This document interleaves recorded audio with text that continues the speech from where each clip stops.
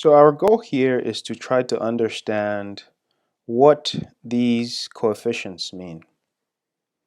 The coefficients for the intercept and the coefficient for the concentration. What exactly do they mean?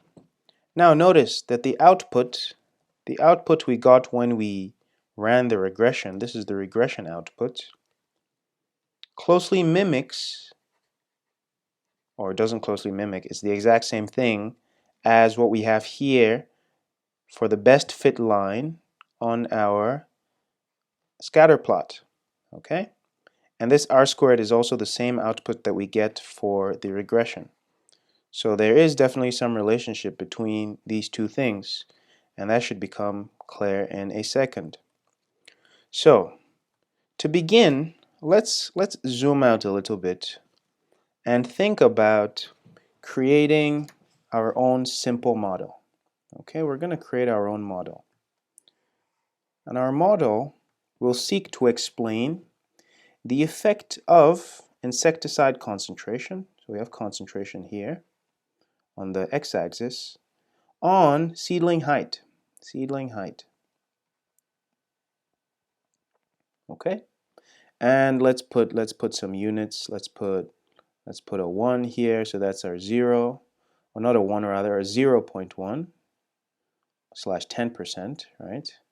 A 0.2 slash 20%, on, and over here we have a 1.0 slash 100%.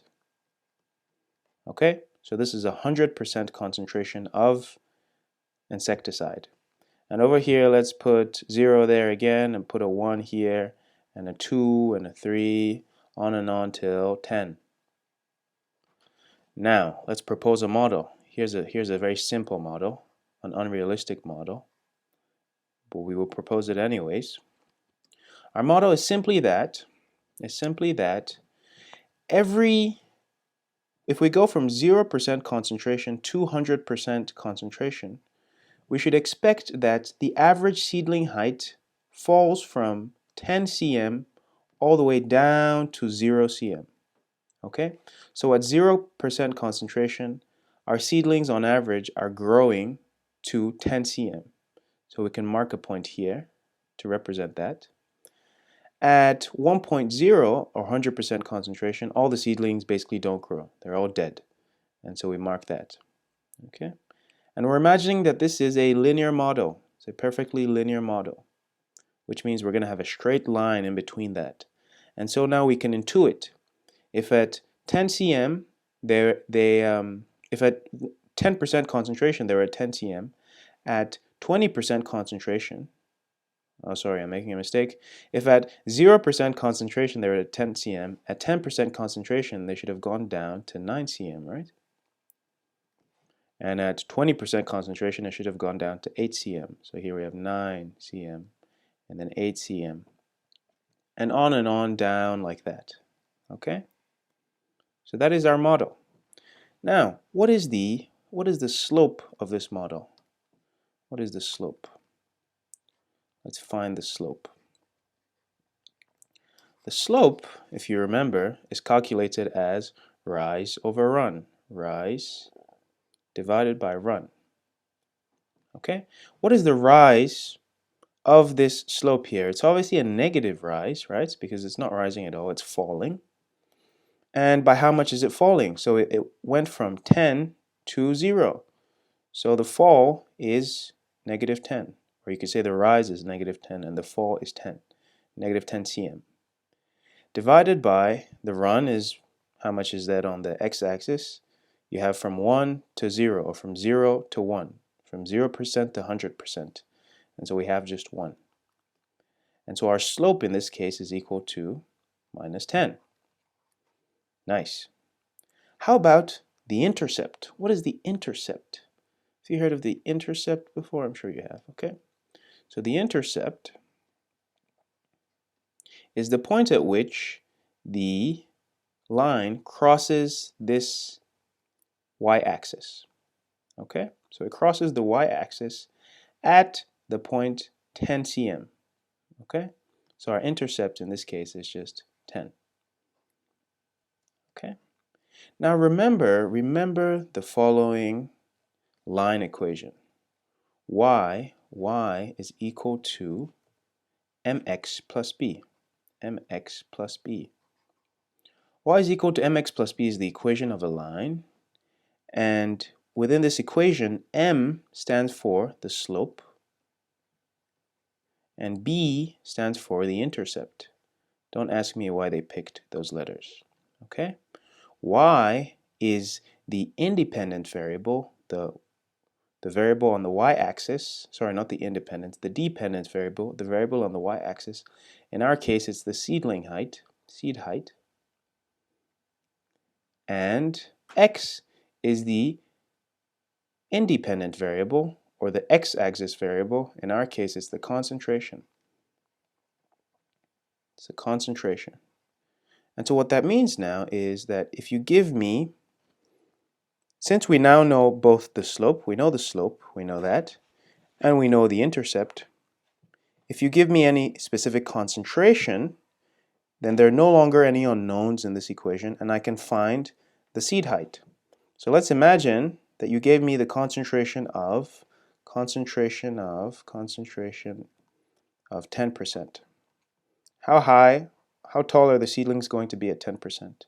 Well, let's plug it into this equation. Let's solve this equation. Let's solve this equation in a red color. So we're trying to find y is equal to m. M is the slope. The slope is minus 10. X is the concentration. 10%. 10% is the same thing as 10 over 100, which is the same thing as 0.1. Okay? That 0 crosses out that 0.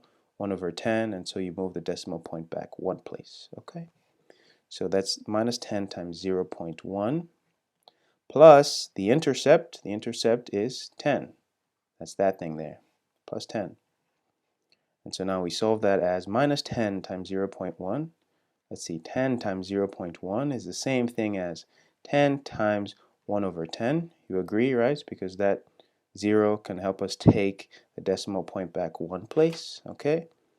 And so if it's 10 times 1 over 10, we can cross these two 10s, and so we have 1. But remember with the negative sign, we had a negative sign here. So we have negative 1 plus 10, which is the same as 10 minus 1, which is the same as 9. So the y value, the seed height at a 10% concentration is 9. And we figure that out using this equation, okay? And we had already figured that out by intuiting it here. You remember that at 10%, we saw that 9 cm was our expected growth. Okay? So that is all the background on what this equation means, and it should help us to understand what we see in our output over here. So now let's look at our output. So in our imagined case at the right there, our slope was minus 10. But this slope is the slope that best fits the data that were provided to the algorithm or to the Excel formula, to Excel, okay? And it's more like minus 5, minus 4.64. So it's not quite as steep a slope as we suggested there. It's a quite gentle slope. Actually, I don't know how gentle that is. In any case, so we have the slope there, and then the intercept of 1.272. That is the height we should expect a plant to be at a concentration of 0% is 1.272 over there. Okay? So now if we have the slope and we have the intercept, we should be able to guess based on this model what the seedling height, the y value, would be for any given x value. Okay? Obviously, our guess wouldn't be close to reality. The guess for the model for the average height for 5% is here, 1. But you can see none of the replicates actually has a value there. This is just the line that best fits all of the data. Okay? And if this line fit the data perfectly, we would have an r-squared that was really high, but it doesn't fit it nearly perfectly, and so you can see the r-squared is fairly low. Okay? So now there's certain sentences that you might put in your results section Oh, my printer is being noisy. Stop it! Stop cleaning yourself. That's rude. Alright, let's continue. So in the results section, there are certain sentences that you might want to use to explain this output. You might be interested in writing something like the model. So you're going to refer to these coefficients. First refer to the concentration, the coefficients on the concentration, and also to their p-value. Okay? And you also write certain sentences like, perhaps, the model predicts that, for example, a 5% increase. Or let's not use 5%, let's make it easier. Let's use 10%. A 10%, oh, finally shut up. A 10% increase in concentration of insecticide. Maybe you could write the specific name of your insecticide here. Results in a dash reduction in height of plant. Okay, so your model predicts some kind of reduction. And we know that the model is significant based on this low p-value, which I'll talk about probably in a different video. Okay, and how do we figure out what this value is? Well, remember what we said, that the coefficient for the concentration, sorry, I'm trying to change color here. The coefficient for the concentration is the unit change in seedling height, right, or our dependent variable, per unit change in insecticide concentration. Okay?